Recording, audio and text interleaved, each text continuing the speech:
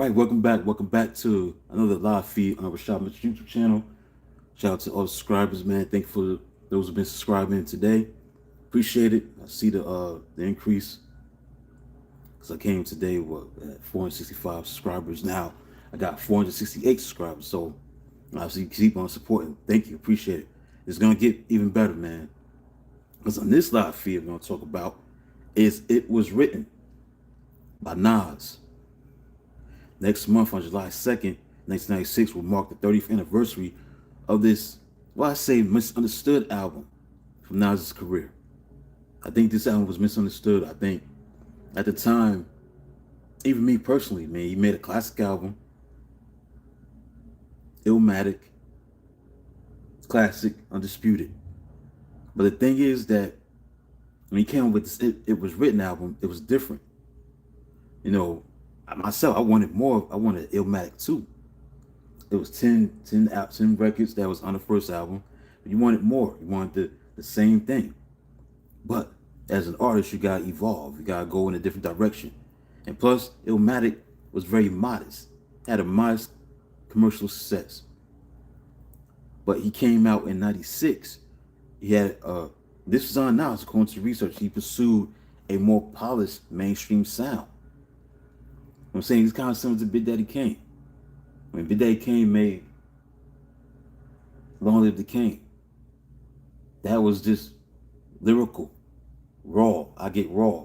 Ain't no half stepping. You know, it's all about lyrics.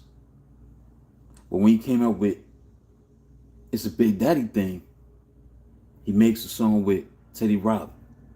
I Get the Job Done. That's for the clubs. Smooth Operator. No, he's still lyrical, but that's a song for the ladies. A song, being lyrical and stuff like that. That was being smooth. If you listen to the lyrics. But it's something that he had to do. He had to go in another direction. Big Daddy came to sell records. Same thing with Nas. Nas had to go away from Nasty Nas to Nas Escobar. Because at that time, 1995, remember very well. Only built for Cuban links. Raekwon and Ghostface, especially Raekwon, they were doing the mafioso themes of everything. Mafioso rap. Something that was pioneered by Coogee Rap and Polo. Especially Coogee Rap, Road to the Riches in 89. That right there influenced albums like It Was Written to be made.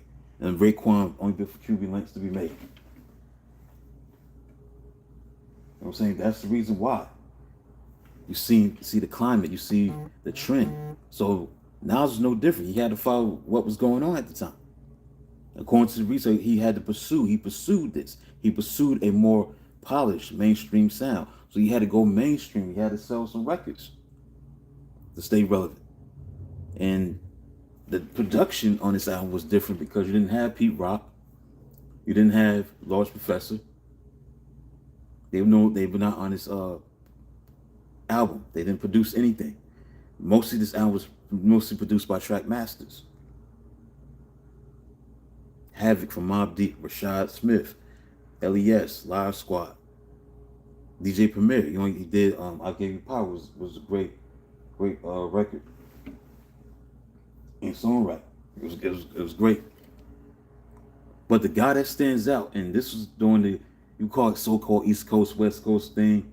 I think it was kind of legit. May have been sensationalized so much by the media. Who knows about that? But Dr. Dre produced a song on this album. Now I remember very well, Nas is coming. The thing about it is that you look at Nas' career, you rarely talk about that song. You talk about the best songs that Nas ever did. You're not going to think about Nas is coming. Because Dr. Dre and Nas collaborating with each other, that was like taboo. To see a West Coast artist and who's a producer and Dr. Dre collab with someone from the East Coast, because Biggie and Tupac beefing, whatever it is. There's something going on, stuff like that. East Coast, West Coast stuff. That's what's going on in the mid-90s. Suge Knight, the things they said, the Source Awards. We want to be an artist, we want to be up in the videos, dancing, come to death row. Snoop Dogg saying some stuff about You know, the East Coast got a problem with Snoop Dogg and Death Row. Y'all don't love us. Let it be known that we know where we at. East Coast in the house and all that. P. Diddy saying the stuff that he said.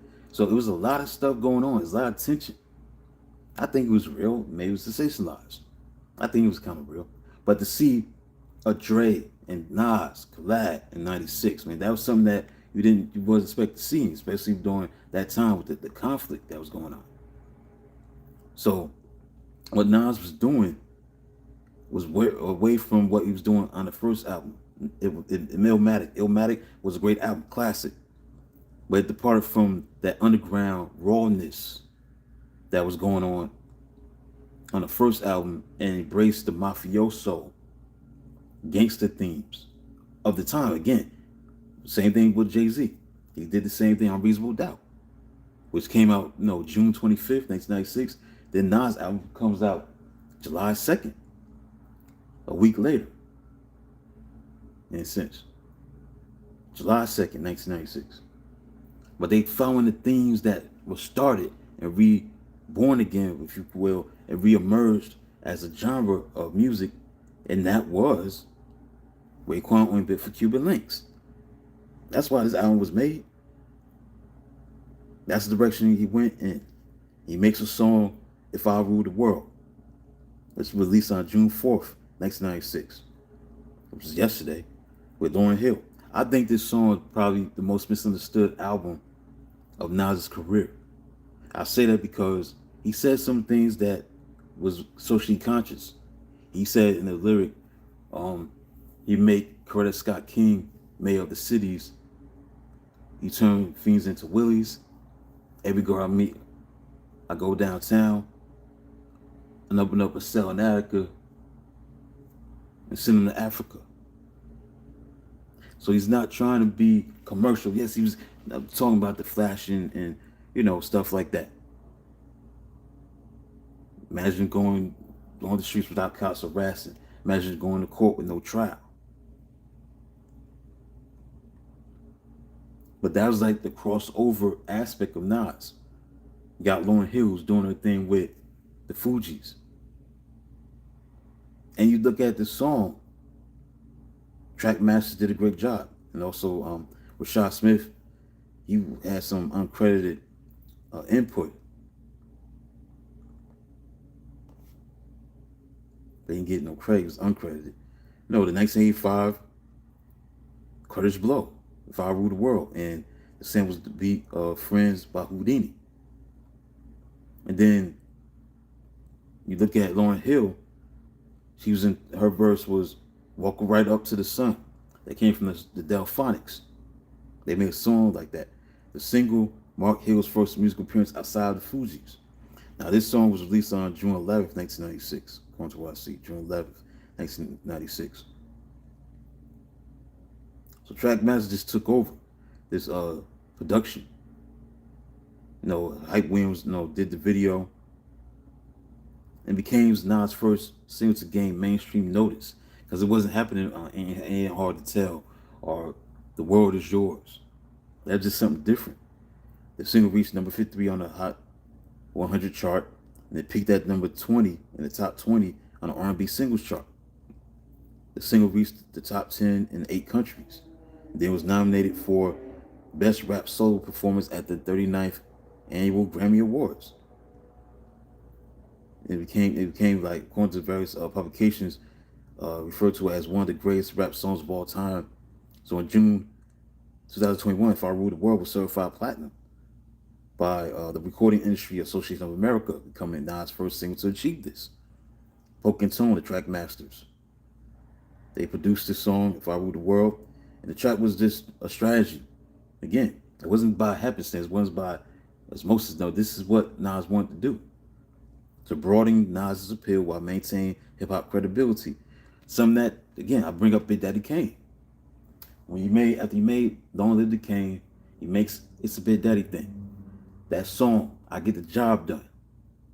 That was New Jack Swing stuff with Teddy Riley. So he's trying to maintain the crossover appeal, but it's frowned upon. Oh, he's selling out, he's doing this. But look at Nas, he's doing the same thing, he's trying to cross over. go more mainstream, and combine that with harder tracks with singable hooks for mainstream radio. I think quite sure Big Daddy Kane was trying to do the same thing. So this described the process of a modern adaptation of the block party tradition, rapping over instrumental R&B tracks, translating to recorded form. And there was criticism, a lot of criticism for Nas doing this, because people want that nasty Nas persona. But this is Nas Escobar. This is something different, following the trend. Again, mafioso themes. So people thought that this song was a sellout move. The producer emphasized it following historic hip hop, practices, blending R&B instrumentation with rap to create accessible yet authentic records. So there was, some backlash. What Nas doing? I just brought the lyrics about we brought Coretta Scott King.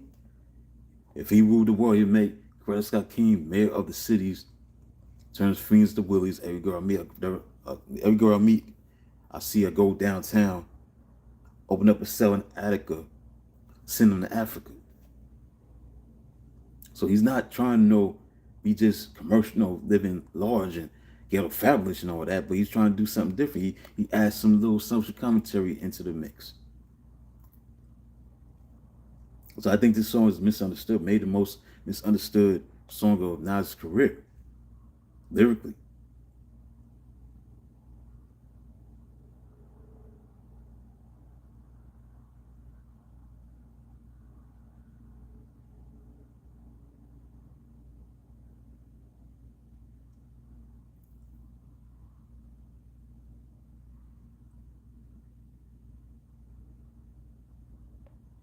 Here's the second verse. Here it is. The way to be paradise like relaxing, black, Latino, and Anglo-Saxon. Armani's exchange the range. Cash, low tribes of bass, free at last, brand new whips to crash, then we laugh in the illa path. The village house is for the crew, how we do. Treats for breakfast, dime sexes, and bench stretches. So many years of depression makes me vision the better living, type of place to raise kids in. So you see, Nas is trying to be socially conscious. He's talking about raising kids in a better environment, better living. So he's not just trying to be commercial and trying to live lavish. He's talking about that in these verses. But he's trying to blend in that with some other stuff. Not just trying to be, flashy, but trying, hey, we want to live better in a better environment, stuff like that. Open their eyes to the lies history's told foul. But I'm wise as the old owl, plus the gold child. Seeing things like I was controlling, quick rolling, tricking 6 digits on kicks and still holding. Trips to Paris, I civilized every savage. Give me one shot, I turn trifle life to lavish. Political prisoner, set free, stress free. No more work release, purple M3s and jet skis. Find a wind breeze in West Indies. Here we go. I make Coretta Scott King, mayor of the cities. And reverse fiends to willies. He ain't talking about Dr. King, he talking about Coretta Scott King. King I was dead already years ago. He mentioned Coretta Scott King. He wanted her to be the mayor of the cities. Reverse fiends to willies. If it sounds foul, but every girl I meet, go downtown. Open up every cell in Attica, send them to Africa. So he's not trying to be, living that large. Yes, he's talking about that. But he's talking about some other stuff. No, little commentary.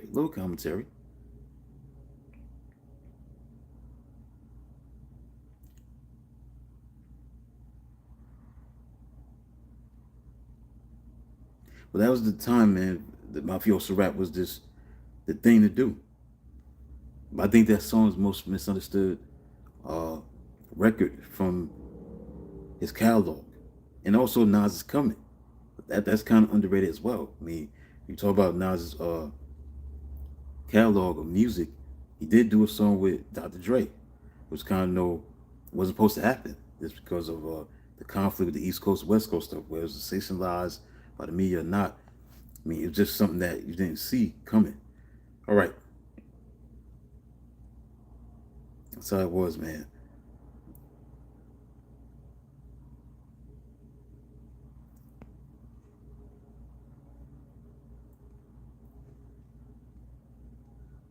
Yep, that's it was. That lazy alias.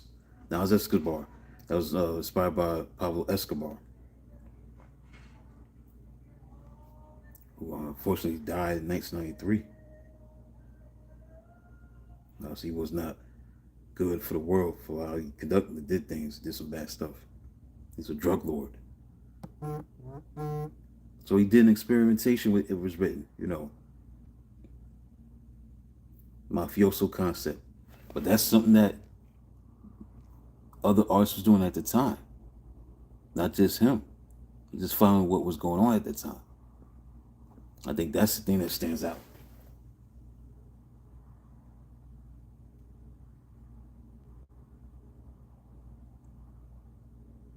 We got the album intro, in which a slave rebellion is heard. Then Sam, because the change is gonna come. Then the lost generation, the slide, sick and the wicked.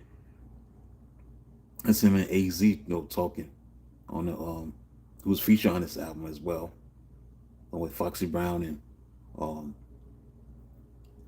I think Capone was on this album. I gotta double check. No, Carmega. Affirmative Action. That was a great song. But it's talking about mafioso stuff. That's what he was into.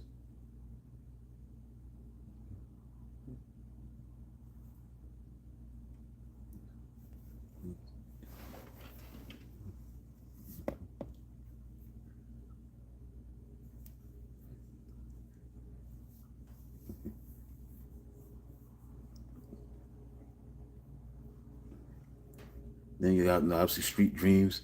He made a song like that. I think he did a remix with what's the name? R. Kelly. I think so. And he talked about black girl laws, about the struggle of African American women. That was a great song. That was with JoJo from Jodeci. So he had some commentary in this album. The setup, stuff like that. I mean, he did some stuff. But Nas is coming. That was something that didn't see coming. That to have him record with Dr. Dre, because of the East Coast West Coast stuff, the rivalry that was going on. Whether it's sensationalized or not, it was. I think it was real. I think it was legit. I think it was not something that was fake. Stuff like that. Bad Boy and Death Row and stuff like that. It was something going on at that time. There was a lot of tension at that time, the mid '90s. So I think it was legit. It was nothing fake. Maybe the media sensationalize it way too much, too far, but I don't think it was a fake thing. But to have Dr. Dre and Nas collaborate, that was a good thing, despite what's going on at the time. So, like I said, this was a great album. This is a great album. I never thought it was better than, I still don't think it was better than Illmatic. It was a great album, though. It was. It was a great album. But I think it's misunderstood with the direction that now is trying to go into.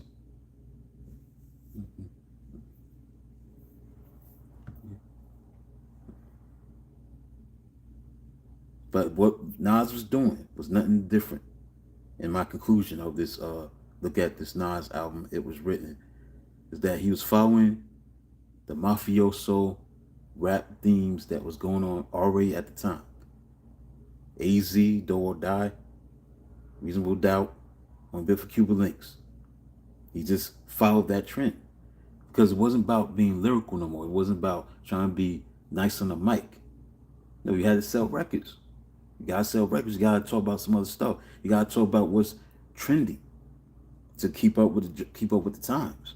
And that's what Nas did. He had to go commercial. He had to, reach a bigger audience, go mainstream. That's what he did when this album was released on July 2nd, 1996, which is next month. So this album sold 270,000 copies in its first week. It was #1 on the charts. Top R&B hip hop albums. Made his debut at the top of the Billboard 200. It remained on the latter chart at #1 for 4 consecutive weeks, and the top 20 for 11 weeks, and a total of 34 weeks in the top 200. I'm saying, so this, if I were the world, imagine that. Peaked at #15 on the Hot Rap Singles chart, #17 on the Hot R&B Hip Hop Singles and Tracks chart, Number 53 on the Hot 100 singles chart. Then Street Dreams was a hit. That was number one. It was number one on the Hot Rap Singles chart, the Hot Dance Music Maxi Singles sales. Number 18 on the Hot R&B Hip Hop Singles charts. Number 27 on the Billboard Hot 100.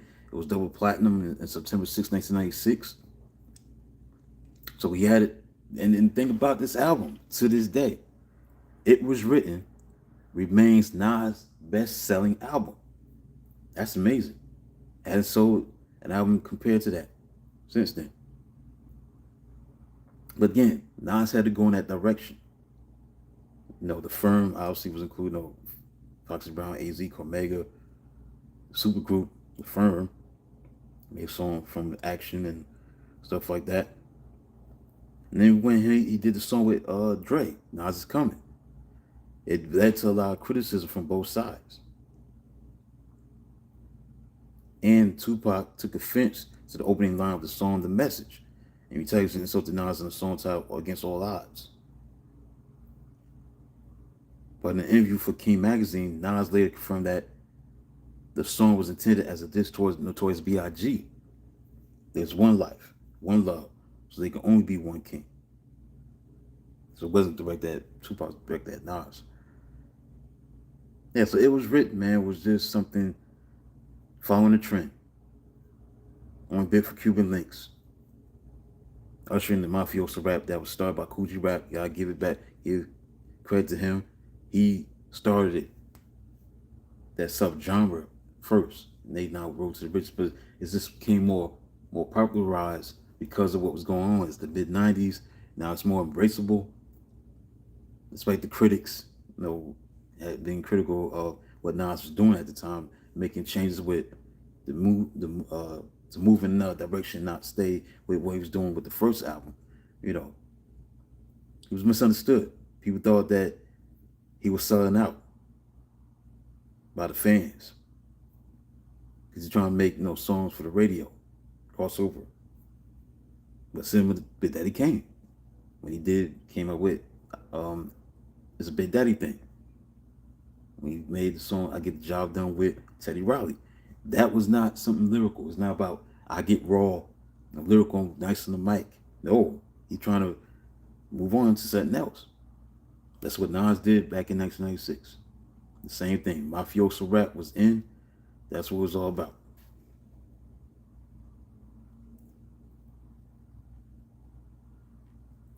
That's it, man. I'm done. That Nas, it was written 30 years ago, man. Amazing, 30 years. I was in high school when this album came out. I was like 16 going on 17. So I remember this album when it dropped. And I felt the same way at the time. I felt myself with what Nas was doing. I knew it was different. It was different from the first album. And then you had the critics like, no, he going commercial. But he had to do that at that time. Basically on the East Coast in New York. You had to be connected to those themes. Mafioso, gangster stuff. That's what Nas did. It was written. So that includes a look at the 30th anniversary, 30 years later. It Was Written album by Nas. Hope you enjoyed my commentary on that. My look back at this album. I'll do another live feed in a few minutes. I think it's gonna be about these are the new school, future without past. So till then, talk to you soon.